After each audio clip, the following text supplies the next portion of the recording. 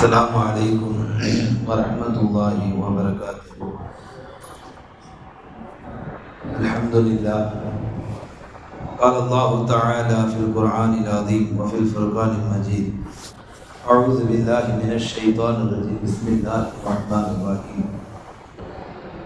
يا أيها الناس اتقوا ربكم الذي خلقكم من نفس واحدة وخلق منها زوجها وبث منهما رجالا كثيرا ونساء واتقوا الله الذي تساءلون به والأرحام إن الله كان عليكم رقيبا.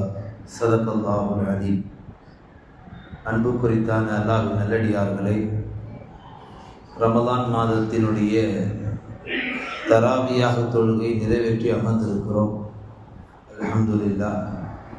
நாலு அதிகமாக கூட்டங்கள் அதிகமாக என்ற ஒரு காலம் இருந்து நாட்கள் அதிகமாக கூட்டங்கள் குறையக்கூடிய காலங்கள் தான் இன்றைக்கு பள்ளிகளிலே பார்க்க முடிகிறது.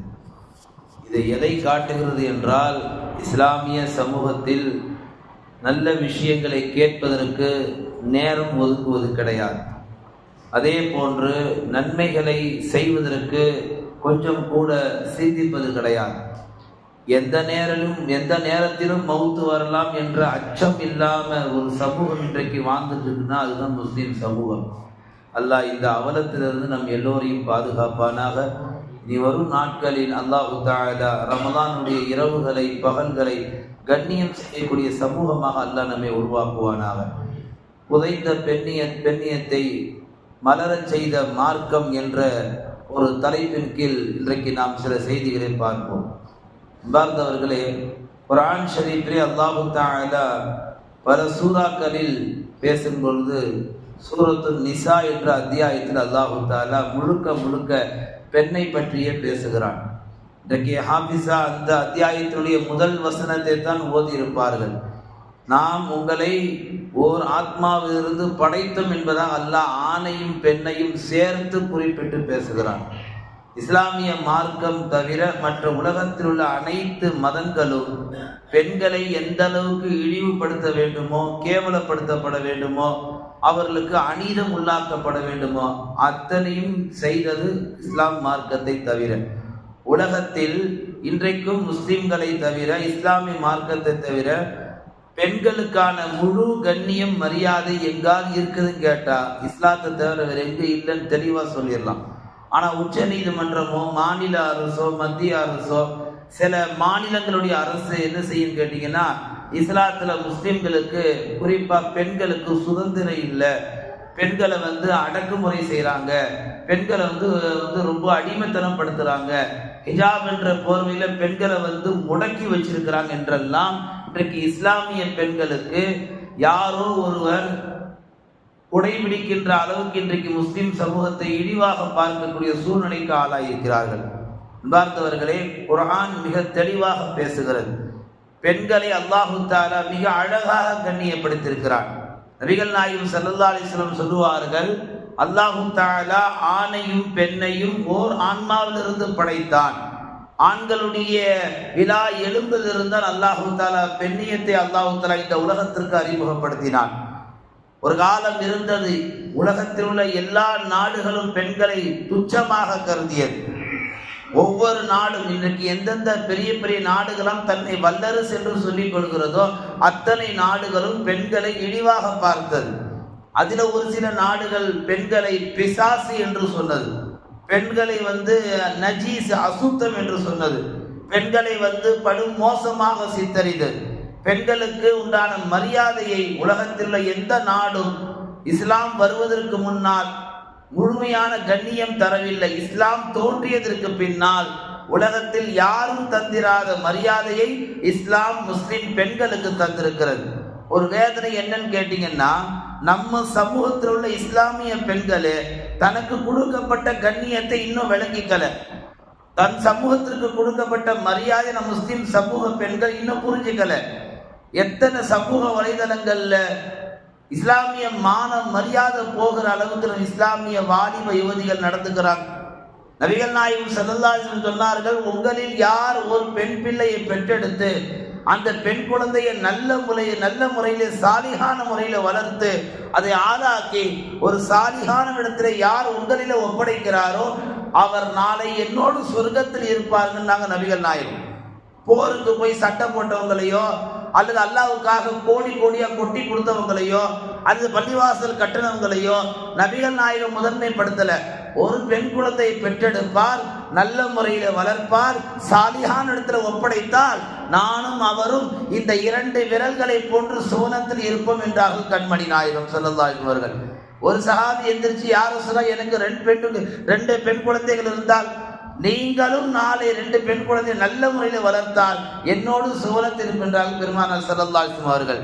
இப்படி பெண்களை பெற்றெடுத்து அந்த பெண்களை நல்ல முறையில் வளர்த்து அவர்களுக்கு தீனையும் ஷரியத்தையும் போதித்து அவர்களை நல்ல முறையில் கரை சேர்க்கக்கூடிய பெற்றோர்கள் இலகுவாக சொர்க்கம் சென்று விடலாம். பெருமானாரோடு நாளை சொர்க்கத்தில் இருக்கக்கூடிய வாய்ப்பு அல்லாஹ் இந்த மார்க்கத்தில் தந்திருக்கிறான். இதை விட பெண்களுக்கான கண்ணியத்தை வேறு என்னவென்று சொல்வது?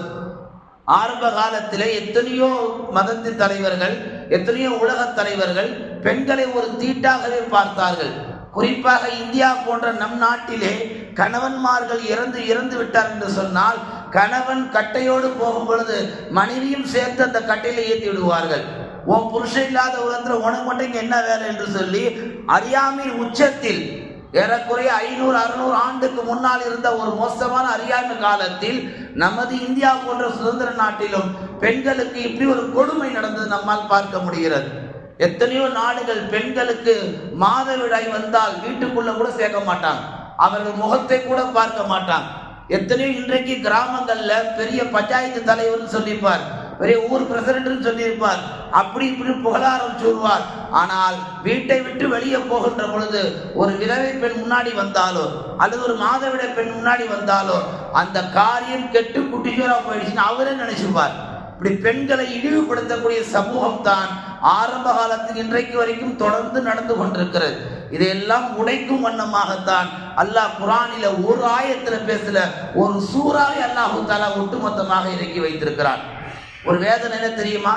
அல்லாஹ் இந்த சமூகத்திற்கு குர்ஆன்ல பெண்களுக்கு தனி அந்தஸ்தை கொடுத்திருந்தாலும் அந்த அந்தஸ்தை இன்னும் படிக்காம இந்த சமூகம் வாழ்ந்துட்டு இருக்குது. தங்களை ஹிஜாப் என்று போட்டுக் கொள்வார்கள், தங்களை முஸ்லிம்கள் என்று சொல்லிக் கொள்வார்கள். ஆனா அன்னிசாவுக்கு முழு தர்ஜுமா படிச்சாங்க கேளுங்க, எந்த பெண்ணும் நான் படிக்கலன்னு தான் சொல்லுவான். மதரசால ஓதக்கூடிய வாலிப பெண்களை தவிர, மக்தப் மாணவர்களை தவிர மற்ற குடும்ப தலைவி பெண்கள் நிசா என்ற அத்தியாயத்தை தர்ஜுமா செய்தால், சூரா அன்னூர் என்ற அத்தியாயத்தை தர்ஜுமா செய்தால் சத்தியமாக மகரம் இல்லாத ஆணுக்கு முன்னால் எந்த பெண்ணும் வந்து நிற்க மாட்டான். இன்னைக்கு எல்லா பெண்களையும் குறை சொல்லவில்லை, தீன் இல்லாத பெண்கள் எல்லாம் இன்றைக்கு வடிகட்டு போவதற்கு காரணம் சூரா நிசாவும் சூரா நூறும் தர்ஜுமா பண்ணாதின் காரணத்தினால் தான் இன்றைக்கு எப்படி வாழவென்ற முறை இல்லாமல் வாழ்ந்து கொண்டிருக்கிறார்கள். பெருமானார் ஸல்லல்லாஹு அலைஹி வஸல்லம் அவர்கள் சொல்லி காமிப்பார்கள், பெண் பிள்ளைகளை நல்ல முறையில் வளர்த்து உருவாக்குங்கள். பெண்களை ரசூல் ஸல்லல்லாஹு அலைஹி வஸல்லம் எப்படி மதித்தார்கள் என்று சொன்னால் தங்களுடைய கண்களை போன்று மதித்தார்கள். இன்றைக்கும் இந்த உலகம் சொல்லிக் கொள்ளும் பெண்கள் நம் கண்களை போன்று சொல்வதோடு இருக்கிறார்கள். ஆனால் பெண்களை யாரும் போற்றி பாராட்டுவது கிடையாது, பெண்ணினத்தை உயர்த்தி பேசுவது கிடையாது. பெண்ணினத்தை உயர்த்தி பேசிய ஒரே தலைவர் நபிகள் நாயகம் ஸல்லல்லாஹு அலைஹி வஸல்லம் அவர்கள். பெருமானார் ஸல்லல்லாஹு அலைஹி வஸல்லம் ஒரு சஹாபி வந்தாங்க, யா ரசூலல்லாஹ் நான் ஒரு பெரிய கொடுமை செஞ்சிட்டேன்னாங்க. நபிகள் நாயகம் கேட்டாங்க, என்ன கொடுமை செஞ்ச? அல்லாஹ் எந்த கொடுமையா இருந்தாலும் மன்னிப்பான். அந்த சஹாபி சொன்னாங்க, இல்லை யா ரசூலல்லாஹ் நான் செஞ்ச கொடுமை அல்லாஹ்வுக்கே பிடிக்காது, இருந்தாலும் அல்லாஹ் என்ன மன்னிப்பானா? ஒரு சந்தேகம். நபிகள் சொன்னார்கள், நீங்கள் இஸ்லாத்தை ஏற்றுக்கொண்டால், நீங்கள் கலிமா சொன்னால் உங்களுடைய பாவங்கள் எவ்வளவு விசாலமான இருந்தாலும் அல்லாஹ் அதை மன்னிக்க தயாராக இருக்கிறான். அப்ப அந்த சஹாபி சொல்லி காமிக்கிறார், யா ரசூலுல்லாஹ் நான் அறியாமை காலத்தில் எனக்கு ஒரு குழந்தை பிறந்தது, அந்த பெண் குழந்தையை பார்க்கும் போதெல்லாம் எனக்கு கொல்ல வேண்டும், உயிரோடு புதைக்க வேண்டும் என்ற ஆசை தான் என் உள்ளத்தில் இருந்தது. என் மனைவி என்னை பார்க்கும் போதெல்லாம் என்னிடத்துல தன் குழந்தையை நம்பி ஒப்படைக்க மாட்டாள், என் மீது சந்தேகத்தோடு இருப்பாள். அந்த குழந்தை வளர வளர அந்த குழந்தையின் மீது எனக்கு அறியாமல் பாசம் ஏற்பட்டது. ஒரு கட்டத்தில் என் மனைவி என்னிடத்துல சொன்னால், கணவர் அவர்களே உங்களுக்கு நம் குழந்தை மீது பாசம் வந்து விட்டது, முன்பை போன்று நீங்கள் வெறுப்பை காட்டுவதில்லை என்று மனைவி சொன்ன போது கணவனாகிய நான் சொன்னேன், யார் ரசூலல்லாஹ், அப்படி என்றால் நம் குழந்தை என்னோடு அனுப்பிவை, நான் நம் உறவுகளுக்கு மத்தியில கொண்டு போய் காமிச்சிட்டு வரேன். மனைவி நம்பி என்ன செய்யறாங்க, தன்னுடைய பெண் குழந்தையை கணவரிடத்துல நம்பி ஒப்படைத்து அனுப்புறாங்க. குழந்தைய கூட்டிட்டு போன தந்தையார் ஏறக்குறைய ஒரு நடக்கும் பருவத்தில் உள்ள குழந்தை, ஒரு 5 வயசு 6 வயசு இருக்குன்னு வச்சுங்க. இன்னைக்கு அந்த மாதிரி குழந்தை நம்ம எப்படி வளர்த்து பாராட்டுறோம் சீராட்டுறோம். ஆனா அந்த சஹாபி இஸ்லாத்துல வருவதற்கு முன்னால் என்ன செய்தார், உறவுகளுக்கு காமிச்சு கூட்டிட்டு போன குழந்தைய கபர்ஸ்தான் வழியா போய் ஒரு குழியை தோண்டி அந்த குழந்தைய அப்படியே படுக்க போட்டு அந்த குழந்தை கதற கதற, ஒரு கூட்டு கும்பல் பாலியல் பலாத்காரம் செஞ்சா கூட இந்த காதலை வாங்கிட்டு அந்த காதலை விட்டுட்டு போயிடுவோம், ஏதோ மிருகங்கள் வந்து மேலே ஏறிடுச்சு போயிட்டு. ஆனா இங்க பெத்த தகப்பனே தன்னுடைய சொந்த மகளை உயிரோடு குழியில போட்டு இறக்குகிற பொழுது அதை கற்பனை செய்யவும் முடியவில்லை, அது சம்பவத்தை பார்க்க படிக்கவும் முடியவில்லை. அந்த அளவுக்கு கொடூரமான ஒரு சம்பவம். அவர் சொல்லி காமிக்கிறார், என் குழந்தையை நான் கதற கதற குழி தோண்டி புதைத்தேன், நான் அந்த கபரை விட்டு கடந்து வர வர வர வர கபூரில் இருந்து எனக்கு சத்தம் கேட்டுக்கொண்டே இருந்தது, யார் ரசூலல்லாஹ், பாப்பா பாப்பா, என் குழந்தை என்னை அழைக்கிறது. நான் ஒரு நொடி கூட திரும்பி பார்க்கவில்லை. அந்த அளவுக்கு ஒரு அறியாமை உச்சத்தில் இருந்தேன், யார் ரசூலல்லாஹ். பெண் குழந்தை என்றாலே எனக்கு ஆகாது, பெண் குழந்தை பிறந்தால் என்று சொன்னால் எனக்கு அது முசீபத்தாக தெரிந்தது என்றெல்லாம் சொன்னதற்கு பின்னால் அந்த குழந்தை ஒரு சத்தம் போட்டது, நான் முடிவு செய்து கொண்டேன் என் குழந்தை மௌத்தாகி விட்டது என்று. இதை கேட்ட அடுத்த காலம் நபிகள் நாயகம் ஸல்லல்லாஹு அலைஹி அழ ஆரம்பிச்சாங்க. பாருங்க, தாடி நனைகிற வரைக்கும் அழுதாங்க, தாடி நனைகிற வரைக்கும் அழுதாங்க. அந்த அளவுக்கு பெருமானார் பெண் குழந்தையின் மீது அவ்வளவு மதிப்பு மரியாதை வைத்திருந்தார்கள். நபிகள் நாயகம் ஸல்லல்லாஹு அலைஹி வஸல்லம் சொன்னார்கள், இந்த செயலுக்கு அல்லாஹ் உன்னை மன்னிக்கட்டும் என்று அந்த சஹாபிக்கு சோபனம் சொல்லி அனுப்பினார்கள். இப்படி ஆரம்ப காலத்திலே பெண் குழந்தைகள் மீது அதிக வன்மம் காட்டிய ஒரு சமூகமாக இருந்த முஸ்லிம் சமூகத்தில் நபிகளார் வந்ததற்கு பின்னால், இஸ்லாம் தோன்றியதற்கு பின்னால் பெண்களுக்கான முழு மரியாதையை நபிகளார் ஒவ்வொன்றாக சொல்ல ஆரம்பித்தார்கள். எந்த ஹதீஸ்லையும் ஆண் குழந்தை பிறந்தா அது குடும்பத்துக்கு பரக்கத்துன்னு ரசூலுல்லாஹ் எங்கேயுமே சொல்லல. பெண் குழந்தை பிறந்தால் தான் பரக்கத்துன்னாங்க நபிகள் நாயகம். எந்த வீட்லையும் ஆண் குழந்தை நல்ல முறையில வளர்த்து அதை சாலிகான ஒரு வைஃப்ட ஒப்படைச்சா நீங்க சொர்க்கத்துல நீங்களும் நானும் ஜோடியா இருக்குன்னு ரசூலுல்லாஹ் ஆண் குழந்தைய சாட்டி பேசல. பெண் குழந்தைய வளர்த்து நல்ல முறையில கல்யாணம் பண்ணி கொடுத்தாதான் நீங்களும் நானும் சொர்க்கத்துல இருப்பேன்னாங்க. இப்படி பெண் குழந்தையை மையமாக வைத்து நபிகள் நாயகம் ஒவ்வொன்றையும் பரக்கத்து ரஹமத்து, பெண் குழந்தை இந்த உலகத்தில் ஆக சிறந்த படைப்பு என்றெல்லாம் நபிகளார் சொல்லிக் கொண்டிருந்த ஒவ்வொரு நபிமொழியும் அற்புதமானது. ஆனால் இன்றைக்கு இந்த சமூகத்திலே பெண்கள் இதையெல்லாம் உள்வாங்கிக் கொள்ளாமல் பெண்ணியத்தை இஸ்லாமிய மார்க்கம் மலரச் செய்து என்பதை மறந்தவர்களாக இன்றைக்கு ஒரு சமூகம் உருவாகி கொண்டிருக்கிறது.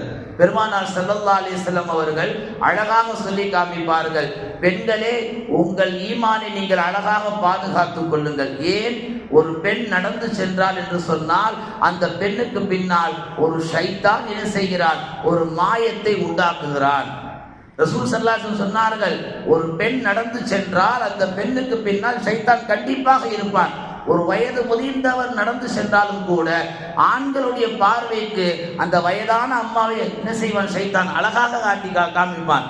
அப்படிப்பட்ட மோசமான ஒரு நிலை பெண்களிடத்தில் ஷைத்தான் எப்பொழுதும் குடிக்கொண்டிருப்பான். ஆனா அந்த பெண்களைத்தான் ரசூலுல்லாஹ் உயர்த்தி பேசினார்கள், நீங்கள் சாதாரணமானவர்கள் அல்ல, சொர்க்கமே உங்க காலுக்கு கீழே இருக்குன்னாங்க. குர்ஆனை மனனம் செய்த ஹாஃபிஸாவுக்கு கூட அந்த தர்ஜாவை ரசூலுல்லாஹ் தரல. கஅபத்துல்லாஹ்ல தொழ வைக்கக்கூடிய பெரிய பெரிய ஷேக், பெரிய பெரிய முஃப்திகளுக்கு கூட அந்த வாய்ப்பு அல்லாஹ் தரல. ஏன், நபிமார்கள்ல யாருக்கும் அந்தஸ்து அல்லாஹ் தரல. நபிகளாருக்கு கூட அந்த அந்தஸ்து காலுக்கு கீழே சொர்க்கின்ற ஒரு வாய்ப்பு அல்லாஹ் தரல. பெண்களுக்கு தான் அல்லாஹ் அந்த சிறப்பை தந்திருக்கிறார். பெண்களே உங்கள் காலுக்கு கீழ் சுவனம் இருக்கிறது. இமாம் ஷாஃபி ரஹ்மத்துல்லாஹி அலைஹி என்ன செய்வாங்கன்னா, பகல் நேரங்கள்ல முதாலா எல்லா பாடம் நடத்தி முடிச்சுட்டு என்னுடைய தாயாருக்கு என்ன செய்வாங்க, இரவு நேரங்களில் பணிவிடை செய்வாங்க. நம்மள எத்தனை பேர் தன் தாயாருக்கு பணிவிடை செய்யறோம்? தன்னுடைய தாயார் கொஞ்சம் வயதாகி பற்கள் எல்லாம் கீழே விழுந்து தாடை எல்லாம் தொங்கி போய் கன்னங்கள் எல்லாம் சுருங்கி போய் பார்க்க கொஞ்சம் வயதான ஒரு விகாரம் தெரிஞ்சாலே பெத்த பிள்ளையே விரும்பி பார்க்க மாட்டேங்கிறான், ஒரு முறைப்பு முறைக்கிறான். இந்த அம்மா ஏன் இன்னும் இருக்கு, இந்த அத்தா ஏன் இன்னும் இருக்கிறாரு, அப்படி பார்ப்பது மார்க்கத்தின் பார்வையில பெரிய தவறு சகோதரர்களே. பெற்றோர்களை சிரிச்ச முகத்தோடு நீங்க எப்போ பார்த்தாலும் அதற்கு தர்மம் என்றார்கள் நபிகள் நாயகம் ஸல்லல்லாஹு அலைஹி வஸல்லம் அவர்கள். இமாம் ஷாஃபி அவர்கள் தன் சொந்த தாயினுடைய காலை செய்வாங்களா, இரவு நேரங்கள் தூங்க போது பிடிச்சு விடுவாங்களாம். அப்படி பிடிச்சு விடும் பொழுது இமாம் ஷாஃபி அவருடைய தாயார் சொல்லுவார்கள், இமாம் அவர்களே, மரியாதை தான் பேசுவாங்க, மகனாச்சடே வாடா படலாம் கிடையாது. இமாம் அவர்களே, நீங்க ஒரு சமூகத்துக்கு முன்மாதிரியா இருக்கிறீங்க, சமூகத்துல மசாயில்களை சொல்றீங்க, ஆனா நீங்க போய் என் காலை பிடிக்கிறீங்களே, இது நியாயமா என்று இமாம் ஷாஃபியுடைய தாயார் கேட்ட பொழுது இமாம் ஷாஃபி சொன்னார்கள், நான் வேண்டுமானால் இந்த சமூகத்திற்கு இமாமாக இருக்கலாம், ஆனால் என்னுடைய சொர்க்கம் என்பது அருமை தாயே உங்கள் காலுக்கு கீழே தான் இருக்குன்னார். எந்த இமாம்கள்ல 4 இமாம்கள்ல ஒரு இமாமை நம்ம பின்பற்றி தொழுறோமோ அப்படிப்பட்ட உயர்வு மிக்க மதிப்பு மிக்க அந்த இமாம் சொன்ன வார்த்தை தெரியுமா, நான் 1000 ஹதீஸுகளை, நான் 1000 ஷரியத்துகளை, மசாயில்களை தொகுத்து கொடுத்தாலும் நான் சுவனம் செல்ல வேண்டும் என்றால் நீங்கள் மனது வைக்க வேண்டும். நான் சொர்க்கம் செல்ல வேண்டும் என்றால் அது உங்கள் காலுக்கு கீழே தான் இருக்கிறது. உங்களுக்கு பணிவிடை செய்வதன் மூலமாகத்தான் என்னுடைய ஈமான் உயர்வு அடையும். நாளை அல்லாஹ் என்னை சுவனத்தில் நுழைய செய்வான் என்று இமாம் ஷாஃபி அவர்கள் சொன்ன வார்த்தைகள் எல்லாம் இன்றைக்கு வரலாற்றிலே தங்கத்தால் பொறிக்கப்பட்டிருக்கிறது. அன்பார்ந்த அல்லாஹ் நல்லடியார்களே, பெண்ணினத்தை இந்த இஸ்லாமிய மார்க்கம் எப்பொழுது புதைக்கப்பட்டதோ அதை முழுவதுமாக தோண்டி இந்த முழு உலகத்திற்கு வெளிச்சம் போட்டு பெண்ணினத்தை கண்ணியப்படுத்திய ஒரு மார்க்கம் என்றால் அது இஸ்லாமிய மார்க்கம் மட்டும்தான். பெருமானார் ஸல்லல்லாஹு அலைஹி வஸல்லம் வீட்டில் இருக்கும்போது ஒரு அம்மா ஓடி வந்தாங்க, யா ரசூலல்லாஹ், என் கணவர் என்னை என்ன செஞ்சிட்டாரு, வேணான்னு சொல்லிட்டாரு, என் கணவர் என்ன அப்படி இப்படி செய்யறாரு. ஒரு கட்டத்தில் அந்த அம்மா தன்னுடைய மனதனுடைய கவலையெல்லாம் சொல்லும் பொழுது நபிகள் நாயகம் ஸல்லல்லாஹு அலைஹி வஸல்லம் செஞ்சாங்க, இது சம்பந்தமா எந்த ஆயத்து இறங்கலையம்மா, இன்னும் வகி எதுவும் வரலையே, நானா என் இஷ்டத்தை எதுவும் சொல்ல முடியாது என்று நபிகள் நாயகம் அமைதி காத்தாங்க. அந்த அம்மா என்ன செஞ்சாங்க, சொல்லிட்டாங்க சொல்லிட்டு வீட்டுக்கு போகல, நபிகள் நாயகம் ஸல்லல்லாஹு அலைஹி வஸல்லம் வீட்டு வாசலிலே அமர்ந்திருந்தார்கள். நீங்க நல்லா கவனிக்கணும், ஒரு வேலைக்காண்டி ஒரு இடத்துக்கு போற, அந்த வேலை முடியலாம் அந்த இடத்த விட்டு போயிடுவோம், இதான் உலக யதார்த்தம். ஆனா அந்த அம்மா என்ன செய்யறாங்க, தன் கணவன் தன்னை பிடிக்கவில்லை என்று சொல்லிவிட்டார், தன்னை தலாக் என்று சொல்லிவிட்டார், இது விஷயத்துல நான் என்ன செய்யறது, என்ன சந்தேகப்படுறார், நான் ரொம்ப அவமானப்பட்டு நிற்கிறேன், எனக்கு ஒரு தீர்வு வேணும், உங்களை கேட்டா வகி வரலன்றீங்க, இப்ப நான் எப்படி அடுத்த கட்டத்துக்கு போறதுன்னு சொல்லி அந்த அம்மா வீட்டுக்கு போகாம ரசூலுல்லாஹ்வுடைய வீட்டு வாசல்லே உட்கார்ந்திருந்தாங்க. குர்ஆன்ல நீங்க ஒவ்வொரு ஜுஸா பார்த்துட்டு வந்தீங்கன்னா 27வது ஜுஸினுடைய கல்சமேல என்ற முதல் ஆயத்தை நீங்க ஓதி பாருங்க. அல்லாஹ் அந்த ஆயத்தை என்ன செய்வான், அந்த அம்மாவுக்கான தீர்வு அழகா சொல்லியிருப்பான். அன்பார்ந்த அல்லாஹ் நல்லடியார்களே, இப்படி இந்த உலகம் அழிகின்ற வரைக்கும், இந்த உலகம் அழிகின்ற வரைக்கும் ஒரு பெண்ணுக்கு அல்லாஹ் பதில் தந்தான் என்று அல்லாஹ்வுடைய ரசூல் இந்த உம்மத்துக்கு சொல்லி தருகிறார்கள். தன்னுடைய பிரச்சனையை சொல்ல வந்த ஒரு பெண்ணின் குரலை 7 வானம் கடந்து அரிசை கடந்து அல்லாஹ்வுடைய செவிகளுக்கு அந்த பெண்ணின் குரல் போய் சேர்ந்தது என்றால் அடுத்து அல்லாஹ் வசனத்தை இருக்கிறார் என்று சொன்னால் இந்த உலகத்தில் பெண்ணினத்தை முதல்ல கண்ணியப்படுத்தியது வல்ல ரப்புல் ஆலமீன் என்பதாக பெருமானார் ஸல்லல்லாஹு அலைஹி வஸல்லம் குறிப்பிட்டு காமிப்பார்கள். இந்த வரலாற்று நிகழ்வுகள் எல்லாம் எதற்கு சொல்லப்படுகிறது, பெண்ணினம் என்பது இஸ்லாமிய மார்க்கத்தை பொறுத்த வரைக்கும் ஒரு உயர்ந்த படைப்பு, ஒரு கண்ணியமான படைப்பு, ஒரு அந்தஸ்து மிக்க படைப்பு. ரசூலுல்லாஹ் சொன்னார்கள், பெண்கள் எல்லாம் கண்ணாடி ஜாடிகளை போன்று அவர்களை பத்திரமாக அழைத்து செல்லுங்கள். நம்ம வீட்டு ஆண்களை சொல்லவே வேணாம், அவர் ஏற்கனவே ஜட்டு மாதிரி பாய்வார், இதுல ஊட்டம்மா பக்கத்துல உட்கார வச்சுட்டான்னா புல்லட் அப்படியே பறக்குது. அவங்க நினைக்கணுமா, என் வீட்டுக்காரர் எவ்வளவு அழகா வண்டி ஓட்டுறாரு பாருங்க, அதுவும் என்ன பேலன்ஸ் பண்ணிட்டு டிராபிக்ல எவ்வளவு அழகா சந்து புந்தலா போறாரு வராரு, இது திறமை கிடையாது. ரசூலுல்லாஹ் சொன்னாங்க, பெண்கள் கண்ணாடி ஜாடிகளை போன்று, கண்ணாடி ஜாடிகள் உடைந்து விட்டால் அதை ஒட்ட வைக்க முடியாது.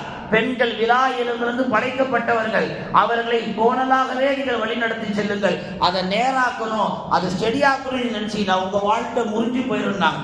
ஒவ்வொன்றாக பெண்ணினத்திற்கு சாதகமாகவே நபிகள் நாயகம் ஸல்லல்லாஹு அலைஹி வஸல்லம் அவர்கள் எல்லா காலத்திலும் பேசினார்கள்.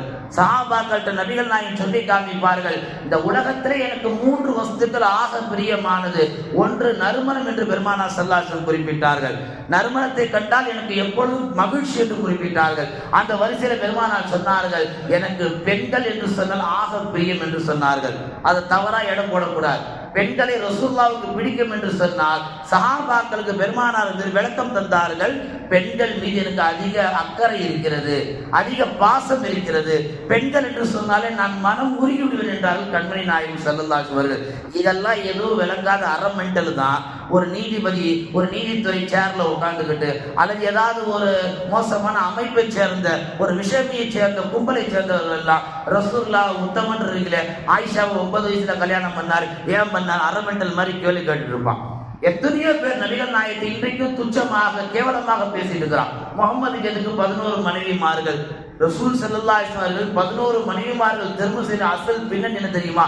ஒவ்வொரு குலத்திலிருந்தும் ஒவ்வொரு கோத்திரத்திலிருந்தும் ஒவ்வொரு நாட்டிலிருந்தும் பெருமானார் திருமணம் முடிச்ச நோக்கம் அந்த பெண்ணின் மூலமாக அந்த சமூகம், அந்த பரம்பரை, அந்த காந்தான் இஸ்லாத்திற்கு வரும் என்ற ஒரே நோக்கத்திற்காகத்தான்.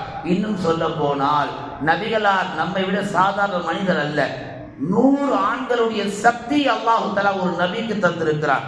நமக்கெல்லாம் அப்படி கிடையாது. இருந்தாலும் அல்லாஹ் பல பெண்களை அவர்கள் திருமணம் முடித்தார் என்று சொன்னால் அவர்கள் மூலம் இந்த இஸ்லாம் பரப்பப்படுகின்ற ஒரே நோக்கத்திற்காக வேண்டிதான். இப்படி பெண்ணினத்தை கண்ணியப்படுத்தி எல்லா காலமும் இஸ்லாம் சொல்லக்கூடிய ஒரு செய்தி என்ன தெரியுமா? பெண்களை எப்பொழுதும் கண்ணியமாக வழி நடத்துங்கள்.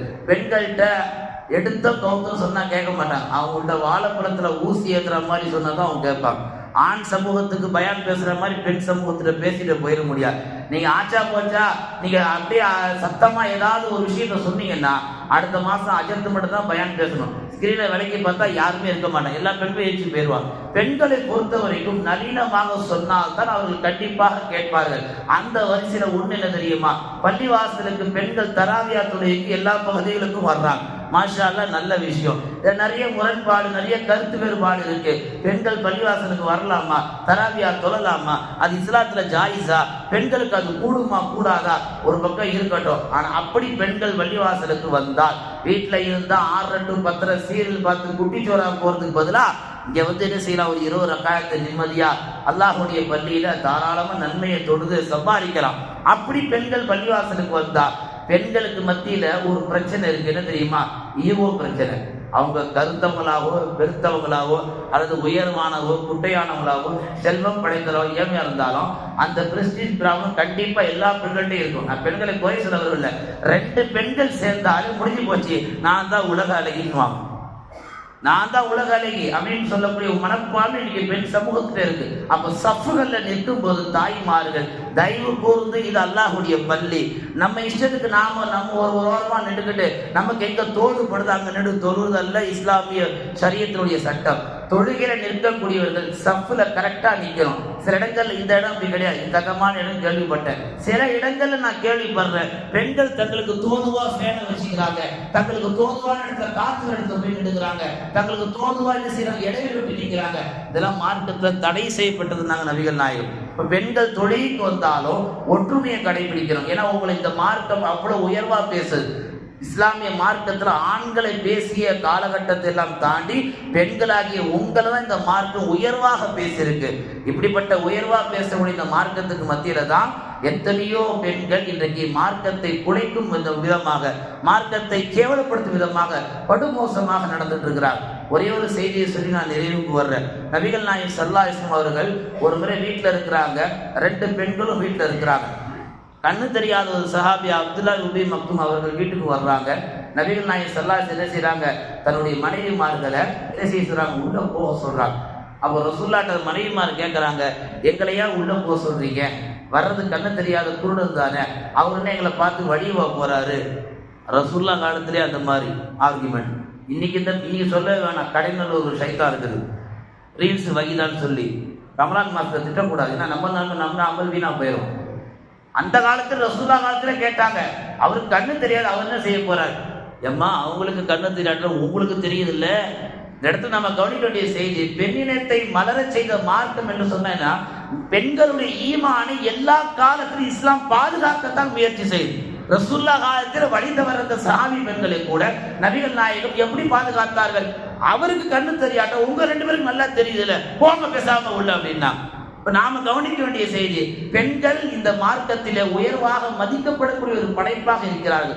அப்படிப்பட்ட படைப்பாகிய பெண்கள் எப்படி வாழ வேண்டும்? சஹாபி பெண்களை போன்று வாழ வேண்டும். ஒரு சஹாபிட்ட கேட்டாங்க, நீங்க ஹஜ் உம்ரா ஒரு வாட்டி தான் செஞ்சீங்க, அதுக்கப்புறம் வெளியே வர்றதே இல்லை.